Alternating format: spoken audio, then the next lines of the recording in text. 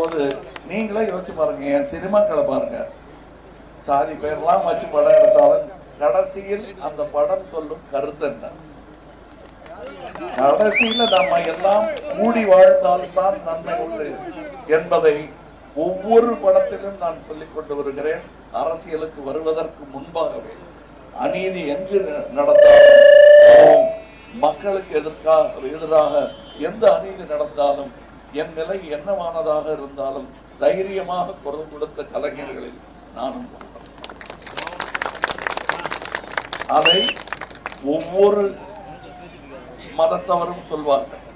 எங்கெங்கெல்லாம் அநீதி நடந்திருக்கிறதோ அங்கெல்லாம் நான் குரல் கொடுப்பேன். நான் அரவக்குறிச்சியில் பேசியதற்கு கோபப்படுகிறார்கள். நான் சொன்னது சரித்திர உண்மை. நான் யாரையும் சண்டைக்கு இழுக்கவில்லை. என்னுடைய பேச்சை முழுவதுமாக கேட்காமல் அதன் நுனியை கத்தரித்து போட்ட என்னுடைய ஊடக தோழர்கள் என் மேல் என்ன குற்றம் காட்டுகிறார்களோ அதற்கு அவர்களும் தகுதியானவர். விருமாண்டில ஒரு டயலாக் வரும், ஒரு வாட்டி தான் சொன்னாங்க எதிரி இவன் போஸ்டர் போட்டு ஒட்டிடுவான் போட்டு அப்படின்னு ஒரு டயலாக் வரும் விருமாண்டி படத்துல. அந்த மாதிரி நான் ஒரு வாட்டி தான் சொன்னேன். ஆனா ஊடகங்கள் அதில் எது தப்பு இடமோ வாழையும் தலையும் வெட்டிட்டா யார வேணா திட்ட மாதிரி மாத்திரலாம். அதை வந்து 200 வாட்டி போட்டாங்க. அப்ப எனக்கு ஏதோ ஐபிசி செக்ஷன் சொல்றாங்க. நான் வக்கீலுக்கு உள்ளதான், வக்கீல் கிடையாது. அதனால அந்த ஐபிசி செக்ஷன்லாம் என்னன்னு பார்த்து அதே இது என் ஊடக தோழர்களுக்கும் பொருந்தும். ஆனா அவங்க எனக்கும் உடனே இறந்துருக்காங்க. அக்சஸரி டு தி கிரைம் ஆங்கிலத்தில் சொல்லுவாங்க. அது 108 என்னமா, அது எங்க அப்பா படிக்கும்போது தோல்ல எட்டி பார்த்தது. அதனால எனக்கு தெரியாது.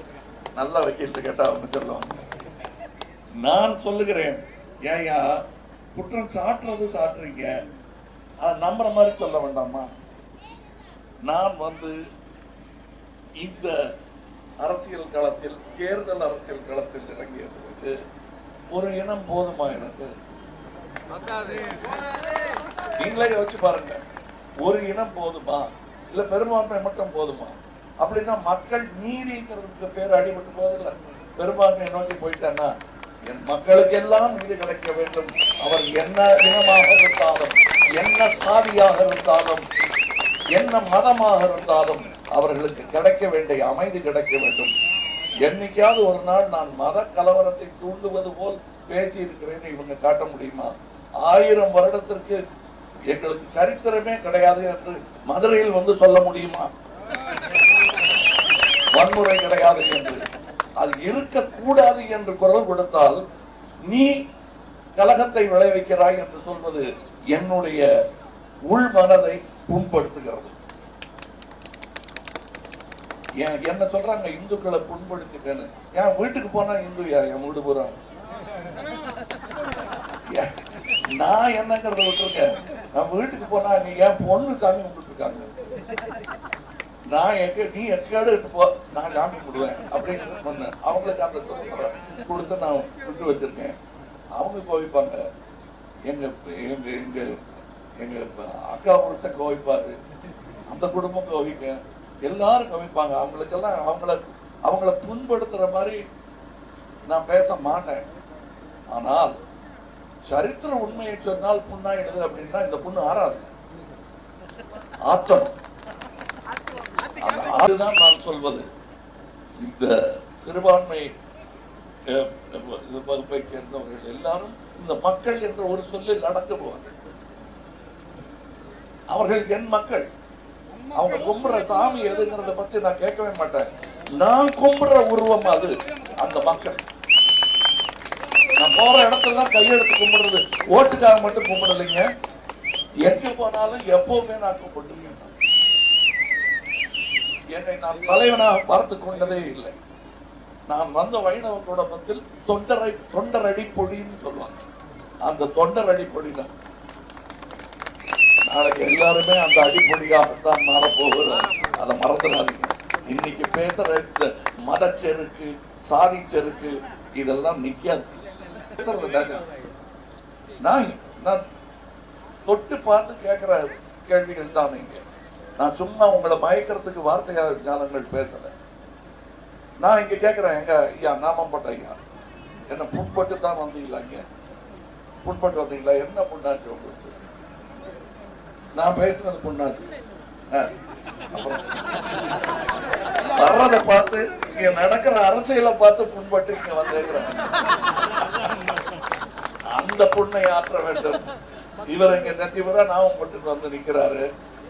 இவர் தன்னை என்ன வைணவர்னு சொல்லிக்கலாம், இந்துன்னு சொல்லிக்கலாம். என்ன கேட்டா அவர் வைணவர்னு சொல்றாரு. அதற்கும் மேல சரியா சொல்லுங்கன்னு கேட்டா மனிதர்.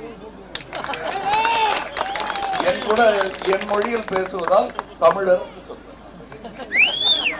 இவ்வளவுதாங்க. இதுக்கு மேல சாதி பிரிக்காதீங்க.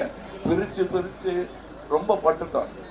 நான் அதுக்காக படமெல்லாம் எடுத்து பார்த்தேன், அதெல்லாம் வராது. நீங்க திருத்தினாதான் உண்டு.